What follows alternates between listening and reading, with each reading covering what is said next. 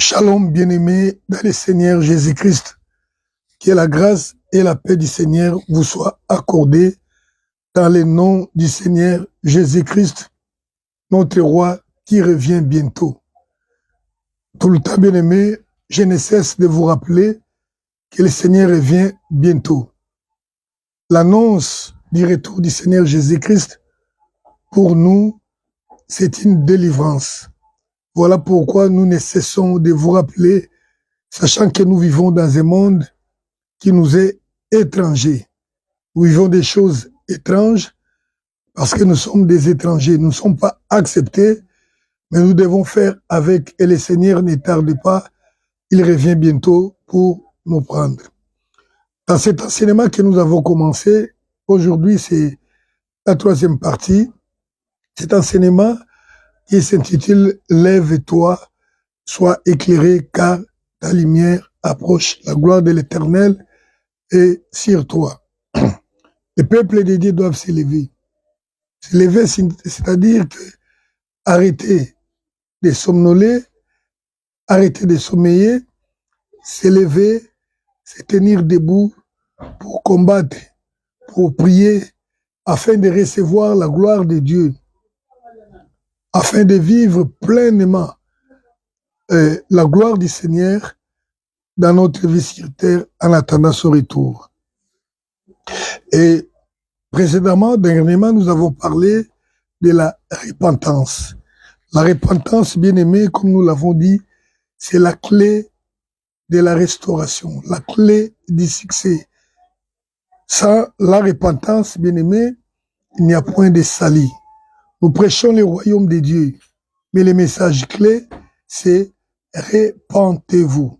Si vous ne vous repentez pas, vous n'entrez pas dans le royaume des cieux.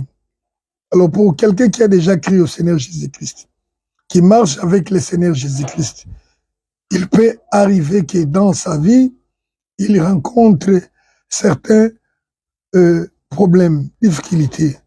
Il lui convient de regarder s'il se retrouve dans un péché, dans une faute, il doit se repentir.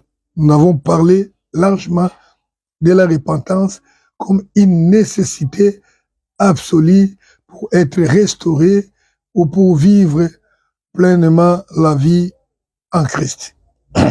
Alors aujourd'hui, nous parlons de la confession. La confession, bien aimé, c'est la force de la repentance. Une repentance, comme je l'ai dit, j'ai dit que la repentance, c'est l'effet pour une personne de se repentir, c'est-à-dire de ressentir de la tristesse, ressentir les regrets pour les fautes commises et prendre la décision de les abandonner et de réparer. Alors, dans la repentance, il y a aussi quelque chose de vraiment important que nous allons voir aujourd'hui, c'est la confession.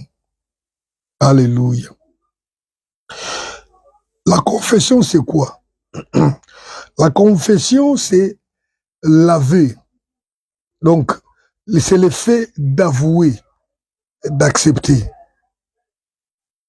La confession, c'est une déclaration de reconnaissance de ses torts, de ses fautes, bien sûr, ou de son péché.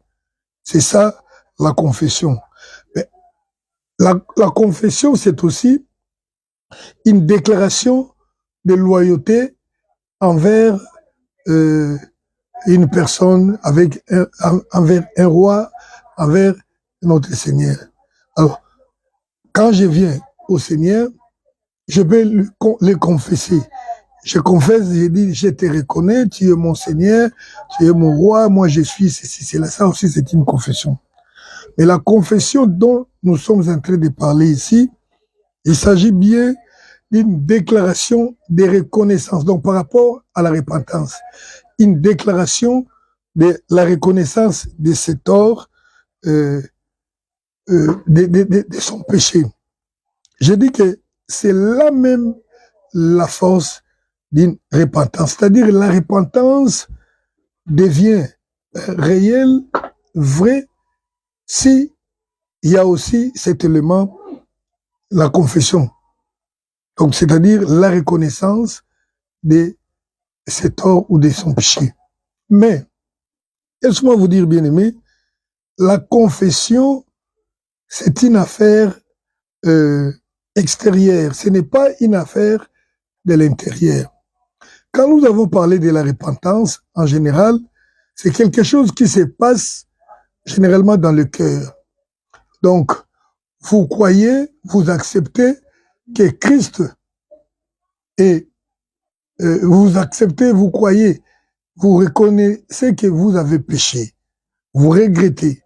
C'est dans le cœur, tout se passe dans le cœur. Vous prenez la décision, c'est dans le cœur. Vous dites que vous allez vous débarrasser de ça, ça se passe dans le cœur. Maintenant, ce qui va se voir, ce qui va se passer de l'extérieur, disons devant tout le monde, c'est la confession. Tu as accepté dans le cœur, mais tu dois avouer, tu dois parler avec ta bouche pour dire que non, j'ai péché, je reconnais que j'ai péché, je reconnais, excusez, je reconnais que j'ai commis du tort. Alors, c'est cette parole-là qui confirme aussi aux yeux des hommes que oui, réellement, et les repentis étaient vrais. Parce que j'ai ressenti les repentis dans mon cœur, mais la personne qui est en face de moi doit aussi comprendre que réellement je me suis repenti. C'est par la confession, c'est par l'aveu, c'est par la déclaration de reconnaissance de mon péché qu'il va comprendre que réellement je me suis repenti. C'est pourquoi j'ai dit que la confession est un acte extérieur, donc c'est-à-dire un acte qui ne passe pas dans l'intérieur de l'homme. Comme nous allons le voir, la confession se passe vis-à-vis de l'homme et la confession se passe aussi vis-à-vis de Dieu. Nous allons le voir. Mais je vais dire une chose, bien-aimé, que la confession est un acte d'humilité. Et pas seulement d'humilité, c'est un acte d'humiliation. Voyez-vous, une personne qui vient pour reconnaître que j'avais tort, c'est une personne qui s'est humiliée. L'humilité est une qualité recherchée par Dieu pour pouvoir élever ou restaurer une personne. Nous le disons souvent que l'orgueil précède la chute, l'humilité précède la gloire. Donc quelqu'un qui s'humilie, qui reconnaît ses torts, qui reconnaît son péché, et cette personne-là est à mesure d'obtenir la miséricorde recherchée. Il est à mesure d'obtenir les pardons. Parce que lorsqu'on se répand, le motif ou bien l'objectif, c'est de recevoir les pardons de Dieu, bien sûr, et ça peut être aussi du prochain, selon les cas où les problèmes s'est présentés. Quand on répand, c'est-à-dire, on se répand, on cherche les pardons. Vous vous repentez à partir de votre cœur, mais vous devez l'annoncer. Vous devez annoncer à la personne qui a été offensée. Si c'est Dieu, vous dites à Dieu, je reconnais mes torts, je reconnais mon péché. Et là, ça se voit que la personne s'est humiliée. Bien-aimé, il y a beaucoup de personnes qui ne passent pas, qui n'avancent pas avec Dieu, qui ne sont pas bénis avec Dieu parce que ils se sont bloqués au niveau de la confession. Il reconnaît ses torts, mais il ne veut pas confesser. Cela veut dire qu'il ne veut pas s'humilier. Bon, il se dit peut-être dans son cœur, si je pars lui dire que j'ai reconnu ma faute, il va penser que moi je suis. Donc il y a l'orgueil. la confession est un signe d'humilité. C'est aussi un signe d'humiliation. Pourquoi? Parce que reconnaître ses torts, c'est pas quelque chose de bon, c'est pas quelque chose de louable. Quelqu'un qui vient reconnaître que j'ai commis des bêtises et il parle de ces bêtises-là, c'est vraiment humiliant. Or, une personne humiliée obtiendra certainement la faveur, la grâce et la miséricorde du Seigneur. Donc, dans chaque repentance, il faut qu'il y ait la confession. S'il n'y a pas de confession, cette repentance-là n'est pas réelle. Voilà pourquoi j'ai dit que la confession, c'est la force même de la repentance. Alléluia. Ainsi donc, nous voyons dans la Bible, toute personne qui croyait en Jésus-Christ, toute personne qui croyait en Dieu, qui se repentait, passait par ces points aussi de la confession. Donc là, nous allons lire rapidement Matthieu chapitre 3, versets 5 et 6. Nous allons lire Matthieu chapitre 3, versets 5 et 6. Je lis dans le nom du Seigneur Jésus-Christ. Voilà. Les habitants de Jérusalem, de toute la Judée et de tous les pays des environs de journée se rendaient auprès de lui et, confessant leurs péchés, ils se faisaient baptiser par lui dans les eaux du Jourdain. Voilà. Quand nous avons parlé de la repentance, nous avons dit, c'est d'abord Jean-Baptiste qui nous a mené cet évangile, qui était le père de cet évangile-là. Il enseignait, il disait, repentez-vous. Mais nous voyons que un élément important, capital, puissant dans cette repentance, c'était la confession. Ainsi donc, ici, là où je viens de lire, on nous montre que tous ceux qui croyaient au message, à l'évangile qu'annonçait Jean-Baptiste, la Bible dit qu'ils se rendaient auprès de lui et confessant leurs péchés. Donc chacun venait, il avouait, il déclarait devant Jean-Baptiste que moi, j'ai péché, je reconnais que j'ai péché. S'il n'y a pas de reconnaissance du péché, en tout cas, le pardon du péché devient, je dirais, impossible. Sans la confession, il n'y a point les salis. Sans la confession, les repentis est faux, la repentance est fausse et il n'y a point de salis. Nous allons lire dans Romains chapitre 9, verset 10. Romains chapitre 9, le verset 10. Alléluia.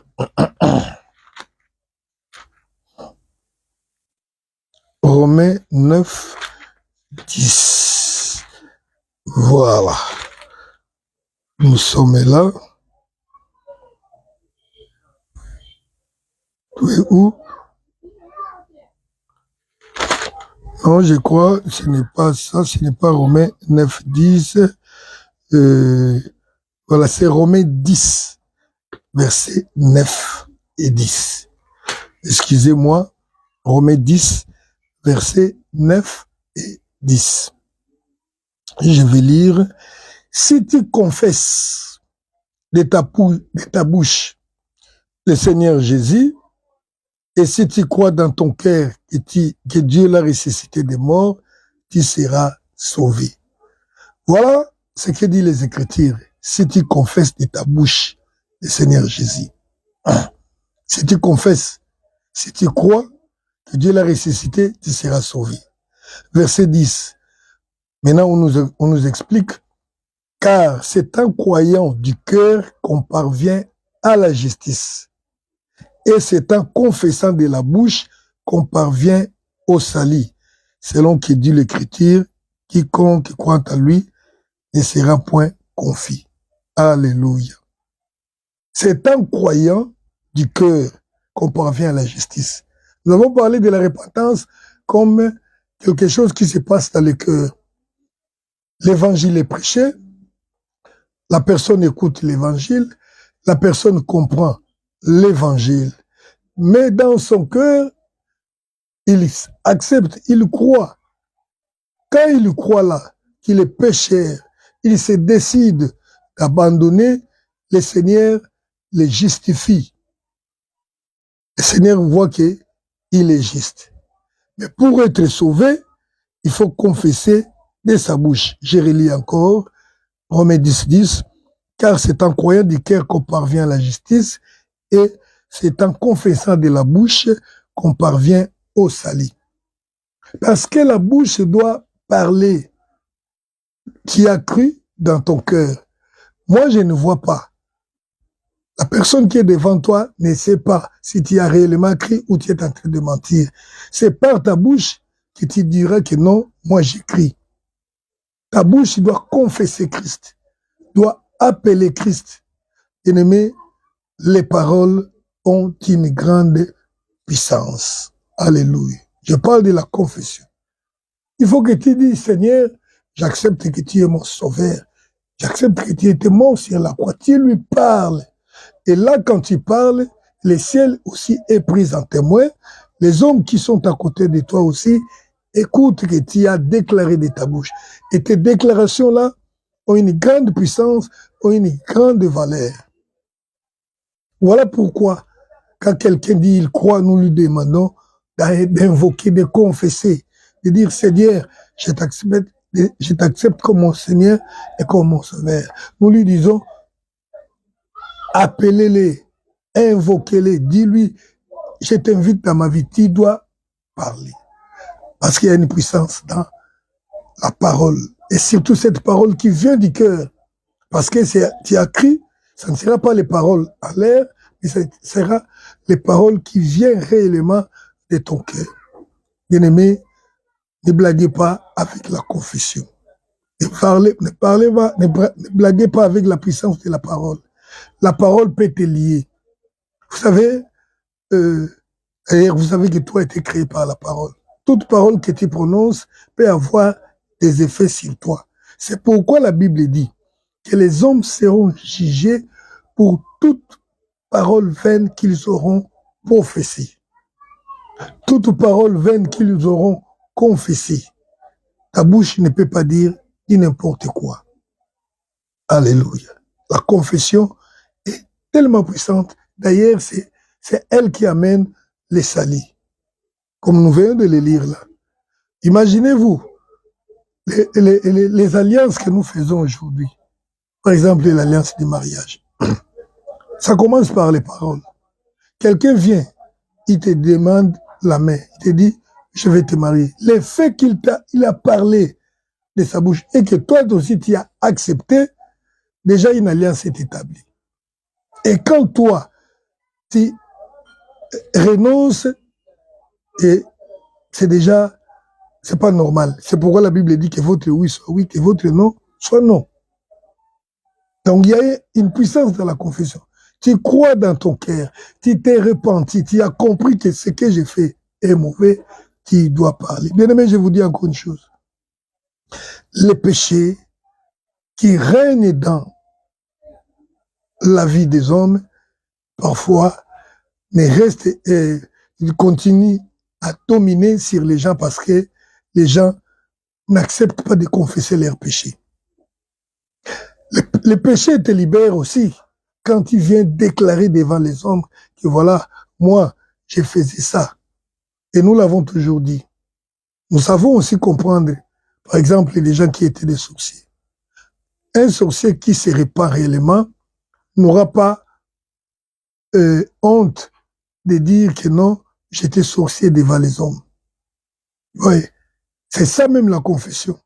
Mais si quelqu'un a honte de confesser, c'est que le repenti n'est pas aussi normal. J'étais en train de dire comment les paroles nous lient. Tu donnes ta parole, que moi je vais donner ça, je vais faire ça. Tu es lié par ta parole là. C'est un vœu. c'est une décision, mais qui a été prononcée. Tout ce que nous disons, les ciels plutôt, et la terre nous prend en témoin. Dieu lui-même dit, quand il prononce quelque chose, il dit, ciel, écoutez, les ciels, même les esprits qui circulent là, quand ils confessent que moi, aujourd'hui, je décide, je ne veux plus de ça, et aussi écoute, ils comprennent que cette personne nous a refusé. C'est pourquoi celui qui parle en mal attire aussi des malheurs. Hein? Tu dis, moi, je vais mourir, l'esprit de mort dit, ah non, voilà, il a confessé. Nous venons, car il y a une puissance dans la confession. Mais, je vous préviens, il y a des gens qui ont changé la doctrine de Dieu, qui enseignent des choses qui ne sont pas correctes, toujours à propos de cette confession. Quelqu'un qui commence à confesser, je suis riche, et c'est ça, dans les doctrines des démons, les doctrines parmi la doctrine des démons, la doctrine de prospérité. Commence à dire que je suis riche, et tu deviendras riche. Non. Vous voyez, là, ce n'est pas prier Dieu. Vous déclarez riche, et les démons viennent vous secouer. Parce qu'avec Dieu, ça ne marche pas comme ça. Qu'est-ce que nous confessons? Nous confessons la parole de Dieu. Nous confessons ce que Dieu a dit. Nous confessons notre loyauté envers Dieu. Nous confessons les fautes que nous avons commises devant Dieu ou devant les hommes. J'ai pris encore un autre exemple. Acte chapitre 19, verset 17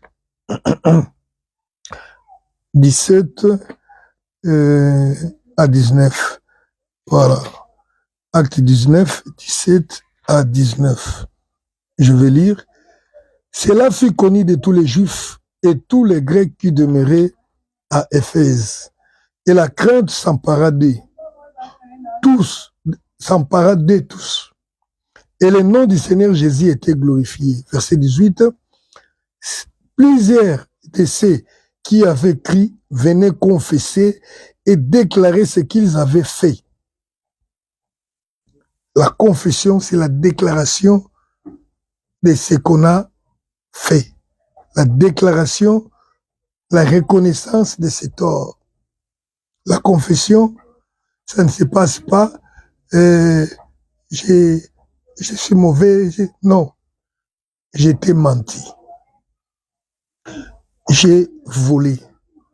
Ici, la Bible nous montre que lorsque les apôtres sont descendus vers cette ville d'Éphèse, ils ont annoncé l'évangile.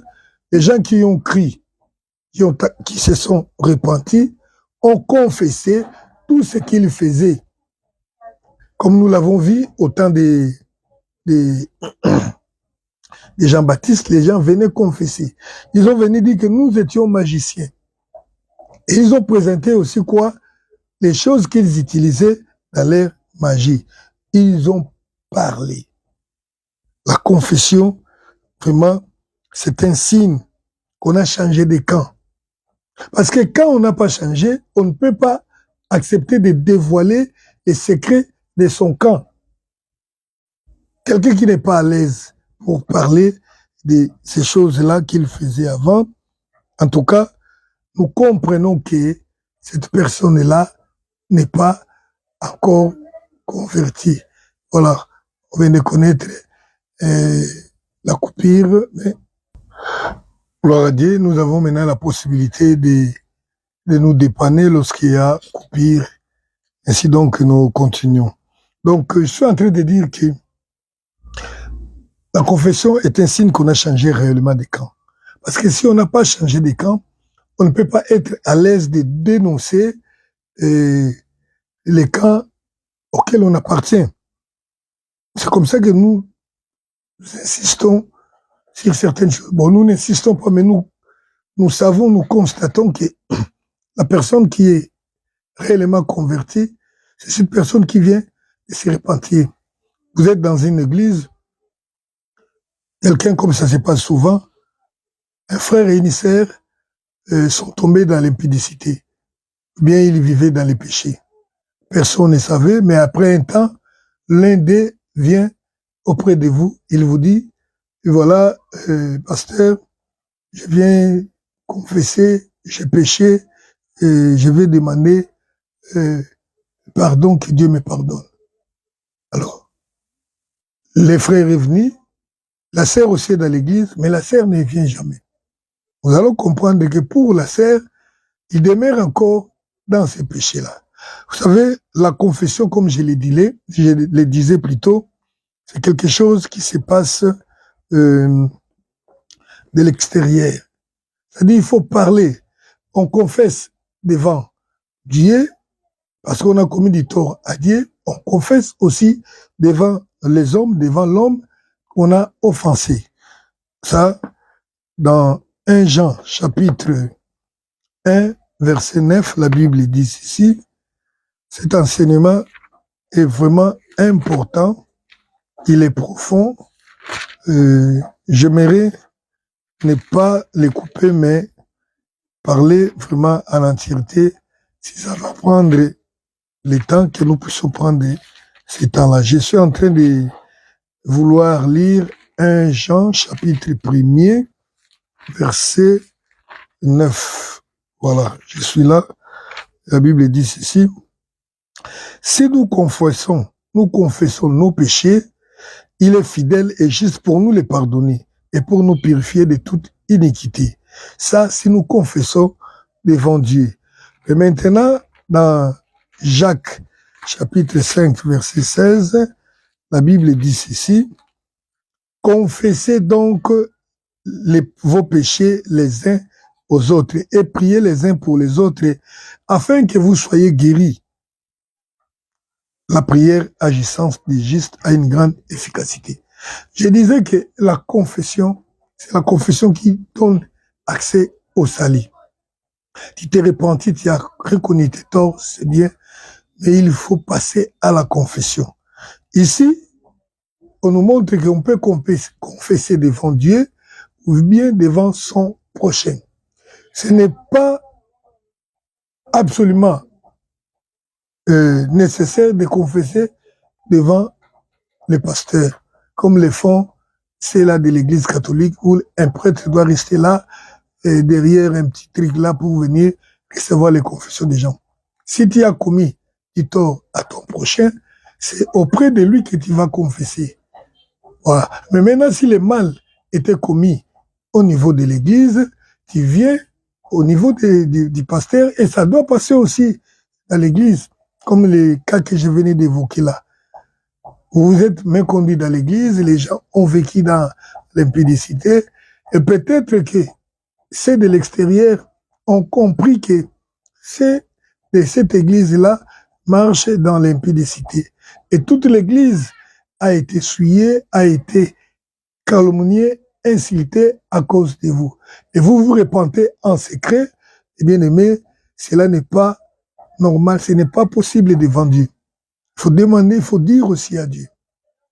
Je me souviens une fois, le Seigneur nous avait révélé dans l'église, dans notre église, que si quelqu'un tombe dans l'adultère, dans l'impudicité, il doit venir confesser devant l'église. C'était parce que nous étions dans une retraite et puis une prophétie est sortie. La prophétie disait que c'était que l'un des frères qui était avec nous vivait dans une relation pécheresse dans l'impudicité. Il était tombé dans l'impudicité. Les frères étaient là. Les frères a avoué. Et le Seigneur a demandé qu'il puisse demander pardon dans l'église. Il nous dit désormais, si quelqu'un commet ce péché, je vous exigerai de venir confesser devant l'église. Eh bien, aimé, quand vous confessez comme ça devant l'église, même vous-même, même les péchés là, même les démons qui vous avez peut-être séduits, c'est que cet homme ne va plus accepter de les refaire. Parce que si on te demande encore de venir reconfesser, vous voyez que ça ne sera pas bon. Tu deviendras encore puissant. Bien aimé, beaucoup de péchés vont t'abandonner le jour où tu acceptes de confesser devant les hommes. Imaginez-vous quelqu'un qui est avec vous dans l'église, qui vient vous dire, tel que vous me voyez, là, je chante devant vous, mais moi je vis dans la masturbation. Il y a des gens qui se cachent comme ça, qui vont chercher déjà ailleurs parce qu'ils ont honte. Mais quelqu'un qui se dévoile, c'est une personne que Dieu aime. C'est une personne qui va obtenir la victoire sur les péchés-là. La confession amène au salut. C'est très important. Et c'est la vérité, bien-aimé. Il faut vraiment avoir le courage là de confesser, de dire ce qu'on a fait. J'ai péché contre mon frère, je lui dis rien. J'ai dit seulement, Dieu pardonne-moi, j'avais volé, j'avais calomnié. Non, tu dois lui dire, voilà, je t'avais fait du mal. C'est ça. Donc dans les péchés, et plutôt dans la confession, il y a ce que nous appelons la dénonciation. Tu viens te dénoncer toi-même, la dénonciation de soi. Tu viens te dire, moi j'avais commis tel faute. Bien aimé, ce n'est pas vraiment, c'est pas aisé de le faire. Quelqu'un qui vient comme ça vous dire, non, moi, vous voyez, les choses qui disparaissaient là, l'argent qui avait disparu dans la maison, c'est moi qui l'avais pris. On avait puni notre personne, et même quand tu reconnais que c'est toi, tu veux que le Seigneur te pardonne, il faut que tu te dénonces. Et beaucoup de gens ne l'ont pas fait. Voilà pourquoi la Bible dit, confessez-vous les uns les autres afin que vous soyez guéris. Alors quand tu viens confesser, c'est là maintenant que le Seigneur déclenche le salut pour toi. Il y a des guérisons qui sont bloquées parce que les gens n'ont jamais confessé. Il y en a beaucoup, des guérisons qui sont restées bloquées comme ça. Dieu te regarde, il sait que non, toi, tu n'as jamais avoué. Tu demandes pardon toi-même dans ta chambre, mais non, la personne à qui tu as fait du mal doit comprendre que tu as accepté ton mal. Parfois même, il ne connaissait pas que tu lui avais fait le mal, tu dois accepter. C'est comme ça que ça se passe, c'est comme ça que ça doit se passer pour que les repentis soient normaux, pour obtenir le pardon et pour être guéris, pour être délivrés. Beaucoup de gens sont bloqués à cause de ça. La confession, c'est même la force de la repentance, c'est la confession qui nous amène au salut. Alléluia.